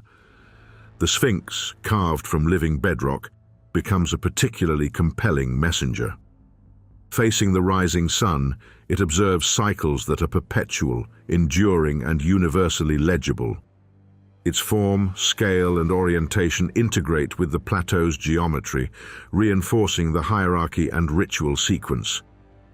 The Sphinx communicates visually and spatially, not verbally, to any observer who approaches with attention and comprehension. It is a sentinel of memory and an intermediary between human and cosmic time. The plateau's abstract communication also transcends culture. Even if future observers cannot read hieroglyphs, they can measure, map, and understand the relationships between monuments. They can perceive alignments, orientations, and proportional hierarchies. In this way, the plateau is a bridge across civilizations and languages. It conveys information through structure, not speech. It preserves ideas across gaps in time, space, and literacy. This perspective reframes the purpose of the necropolis. It is not simply a site of burial or ritual, it is a deliberate act of temporal messaging, encoding authority, cosmic principles, and architectural mastery in a medium designed to endure. Time becomes a co-author. Builders could not anticipate every future observer, yet they constructed a system legible to those with curiosity, attention, and understanding. The plateau is, in essence, an open letter to posterity, and this letter is resilient because its medium is enduring. Unlike papyrus, wood, or oral recitation, the stones resist decay. Unlike hieroglyphs carved in isolated walls, the plateau's geometry is experiential. It unfolds as the observer moves across the site, encounters sight lines, traces causeways, and measures angles.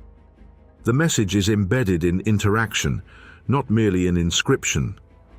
One must engage to understand, to measure, to perceive. The implication is profound. Giza communicates without words, without scripts, without explanation. It speaks in form, scale, orientation, and relationship. Its language is comprehension itself, and its audience is any observer capable of attending to its structure. The plateau is a conversation that survives 4,500 years precisely because it relies on abstract universal principles rather than ephemeral symbols. The deliberate abstraction suggests that the builders were thinking far beyond their immediate context. They were not merely serving the gods or commemorating kings, they were constructing a durable system of knowledge, morality, and cosmology. Their message is embedded in geometry, orientation, and sequence, and it is capable of traveling through time to anyone prepared to understand it. This raises an almost existential question: what can survive across millennia without language, inscriptions, or explanation? Giza demonstrates one answer. Structure itself, when carefully designed and rigorously executed, can endure as a form of communication. The plateau speaks in stone, alignment, and proportion. It instructs, impresses, and inspires. It conveys principles of order, foresight, and cosmic alignment. And it does so silently, persistently, across generations and civilizations that may never have encountered it before. In this light, the Giza Plateau is not only a necropolis or a monumental experiment in architecture, it is a message to the future, a testament to human foresight, a codex in stone, and a system that relies on interaction, measurement, and attention rather than language. It is a challenge to all who arrive after the builders, a proof that knowledge, ritual, and cosmology can persist in a form far more enduring than words. The question remains embedded in the stones themselves.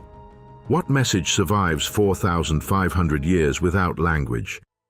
And as observers traverse the plateau, they become participants in the answer, interpreting, measuring, and understanding the enduring communication of a civilization that thought not only of eternity, but of those who would come long after. To stand on the Giza Plateau is to experience a form of cognitive dissonance. Every expectation we carry about human accomplishment, planning, and thought is tested and often overturned. In the modern mind, categories provide comfort, art or science, religion or engineering, symbolism or function. We assign achievements to a single domain, as if human creativity could only operate along one axis at a time. Giza refuses this. It operates across all axes simultaneously, a synthesis so complete that our categorical thinking falters. The pyramids are tombs, yet they are also astronomical instruments. They are engineering feats, yet they encode cosmology. The Sphinx is a statue, but it also functions as an axis of observation, a marker of ritual procession, and a sentinel aligned with the solar horizon. Causeways are ceremonial pathways, yet they also preserve sight lines, connect spatial hierarchies, and navigate geological constraints. Even the land itself becomes a medium, a canvas, and a diagram. No single category can contain it. This interdisciplinarity is not accidental. Egyptian thought, particularly in the 4th dynasty, did not necessarily recognize the boundaries we impose today. Ma'at, the principle of cosmic order, permeated every domain of life. Governance, morality, ritual, engineering, and astronomy were all expressions of the same overarching concept. To maintain Ma'at was simultaneously a technical, spiritual, and social endeavor. Planning a necropolis was therefore a moral act, a technical achievement, and a symbolic statement all at once. The plateau demonstrates that function and symbolism were inseparable. Khufu's pyramid is not merely a tomb. Its orientation encodes time, its shape encodes power, and its position encodes hierarchy. Its size conveys authority, but the same size also enforces geometric relationships with the neighboring pyramids. Each choice is multifunctional. Nothing exists solely for one purpose. To interpret the plateau as architecture alone is to miss its metaphysical and systemic significance. To see it as religion alone is to ignore the engineering genius that sustained it. Even the human scale is subverted. From ground level, the plateau may appear chaotic. Causeways curve, pyramids vary in size, subsidiary structures appear scattered. Only when the plateau is seen from a higher vantage, or when its measurements are abstracted into geometry, does the underlying order reveal itself. Giza is a system that requires perspective. It teaches a lesson about comprehension itself. Some structures, ideas, and patterns are beyond immediate human perception and require analytical abstraction to recognize. This is an epistemological challenge, not merely an architectural one. The plateau also forces reflection on temporal scale. Builders acted across decades, generations, and reigns. Decisions made by one pharaoh were inherited and respected by successors who would never meet him. Knowledge, technique, and ritual were transmitted without written plans through apprenticeship, memory, and sacred tradition. The system was maintained through continuity of practice rather than bureaucracy, a form of long-term planning that modern institutions struggle to emulate. Here again, categories collapse. Governance, engineering, pedagogy, and ritual are inseparable threads in the same system. Moreover, Giza challenges our assumptions about intentionality. Chance cannot explain the precision of alignments, the geometry of spacing, or the preservation of sightlines. Random accumulation fails mathematically, practically, and culturally. The plateau is the product of deliberate action, yet the intention behind it is multi-layered. It is political, ritualistic, astronomical, symbolic, and practical. Any attempt to simplify the purpose into a single category misrepresents the sophistication of its conception. The site also provokes discomfort in its abstraction.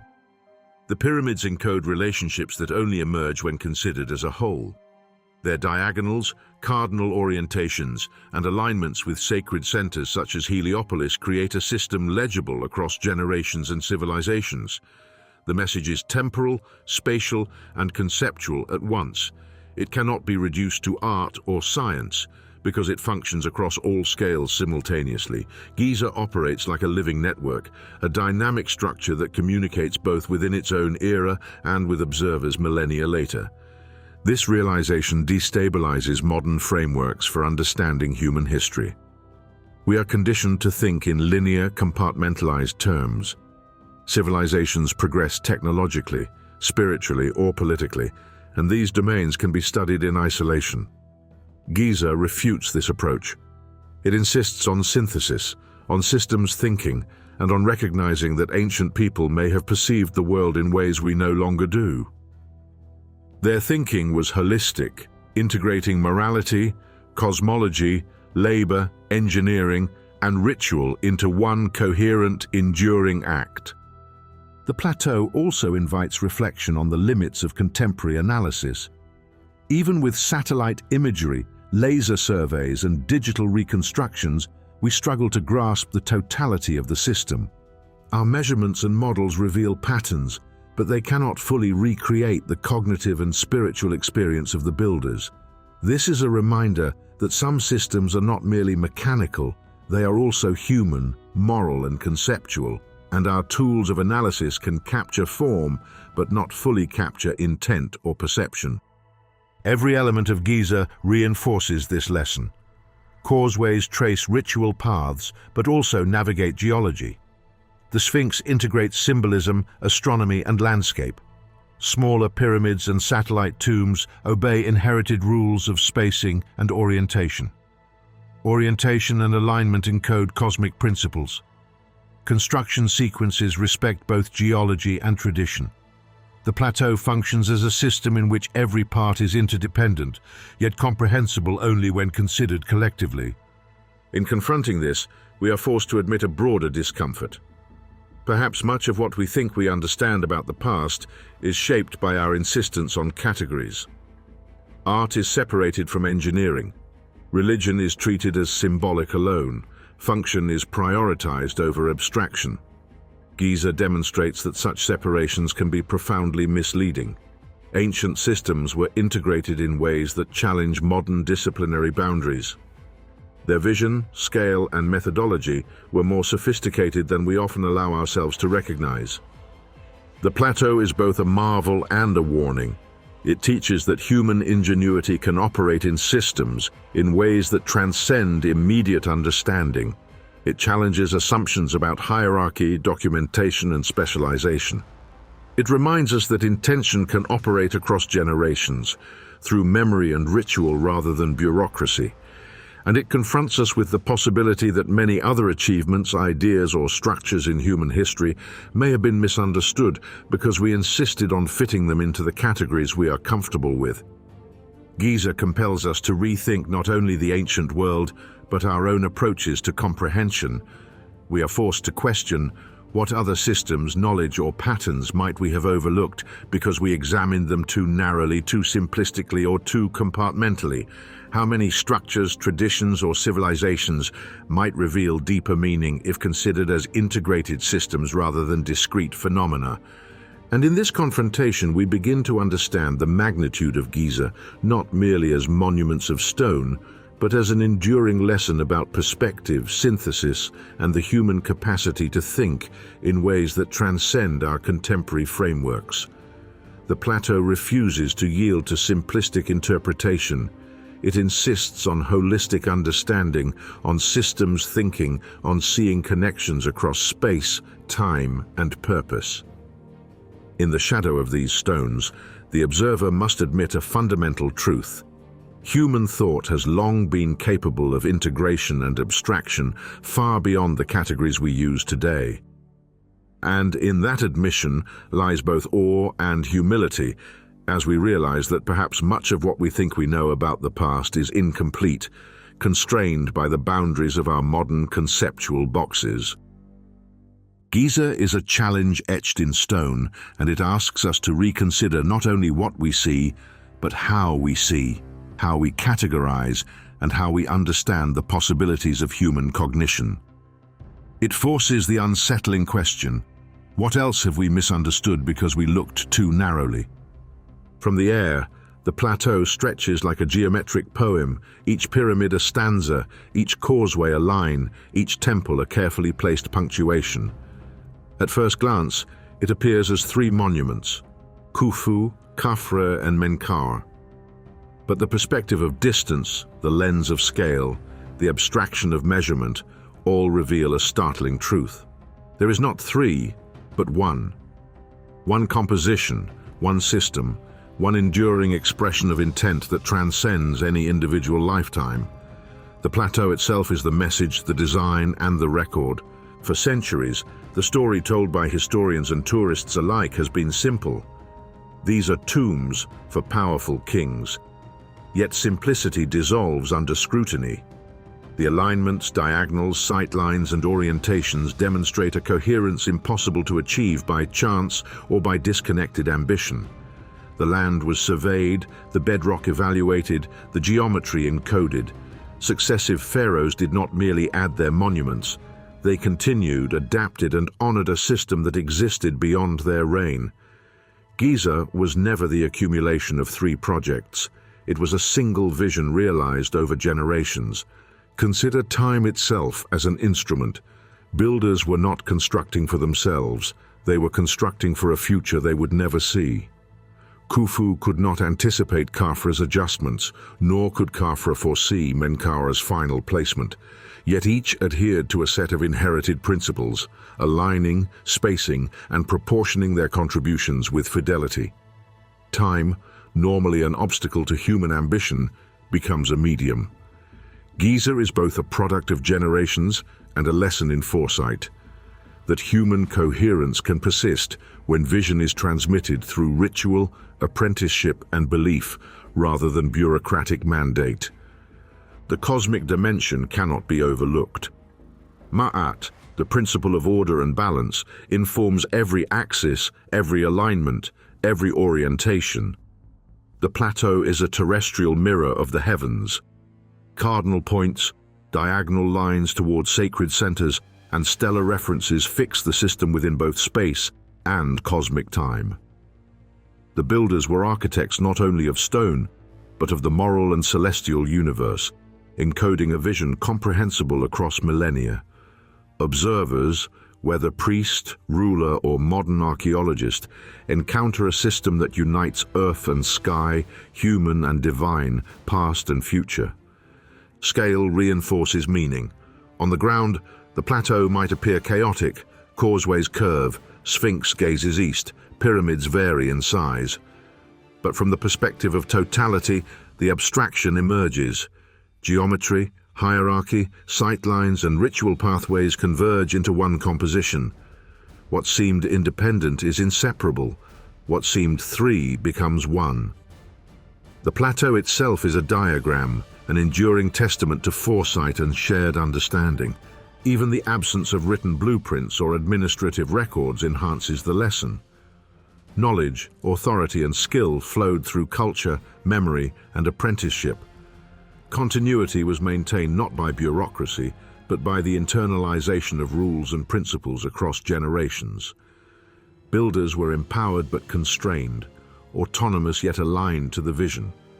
Coherence was social and moral rather than textual, a method whose success challenges modern assumptions about project management, governance, and long-term planning. The plateau's abstraction and durability suggest an audience beyond the living. Its geometry communicates without words. Its alignments encode principles legible to anyone capable of comprehension. Giza is simultaneously for gods, kings, priests, and the future. It demonstrates that human intention can be expressed through structure itself, that messages can survive millennia without language, and that the landscape can be a medium for thought as much as for burial. Viewed from this totality, the pyramids cease to be isolated marvels. They are chapters in a single narrative of human ambition, knowledge, and alignment with cosmic order. Causeways, temples, sphinx, and subsidiary tombs are punctuation, connective tissue, and explanation. The plateau is a living diagram, each element reinforcing the others, each addition respecting what came before. The builders did not work in isolation. They were participants in a conversation across centuries, each one extending, refining, and preserving a shared idea.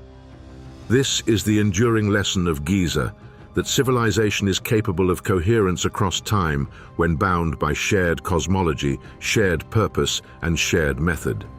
The plateau embodies a principle far beyond individual ego or immediate reward.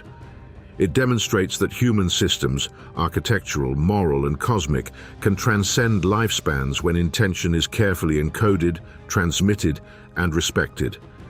And yet, even as we comprehend the scale, precision, and vision, the plateau resists closure. The story does not end with answers. It ends with altered perception. The pyramids, Sphinx, causeways, and temples challenge us to think differently about human capability, about foresight, about communication across generations. We are confronted with the possibility that much of what we consider progress in planning, design, or vision is narrowly constrained by our modern assumptions. At the heart of this reflection is a question that the plateau poses silently, yet insistently. If the builders of Giza could conceive, coordinate, and execute a system of this magnitude, spanning generations and aligning human, terrestrial, and celestial order, then what have we forgotten how to build? The answer is not literal, nor is it immediately visible. It lies in perspective, in ambition, and in the willingness to think beyond individual lifespans. It lies in the courage to design with time itself as a partner. The plateau stretches before us, vast, silent, and coherent. It is both monument and message, tomb and diagram, past and future fused into one enduring composition. The pyramids may appear eternal, yet their meaning is active, challenging every observer to consider how human thought, culture, and ambition might once again operate on such a scale. Giza does not offer solutions, it offers vision. It invites us to perceive what was possible and to question what might be possible once more. In this final moment, the three pyramids, the Sphinx, the temples, and the causeways coalesce. They are no longer separate. They are a single statement, a single idea carved across millennia. The plateau teaches us that the true measure of civilization is not what we build in the present, but what we design for the future, how we coordinate across time, and how we encode knowledge, morality, and vision in a form capable of enduring the ages. And the question remains, echoing silently across the sands, if they could think like this, what have we forgotten how to build? Thank you for joining us on this extraordinary journey through the universe on frontiers of infinity. If this glimpse into the unknown has sparked your curiosity, be sure to subscribe and join us, where we unravel the darkest mysteries of space.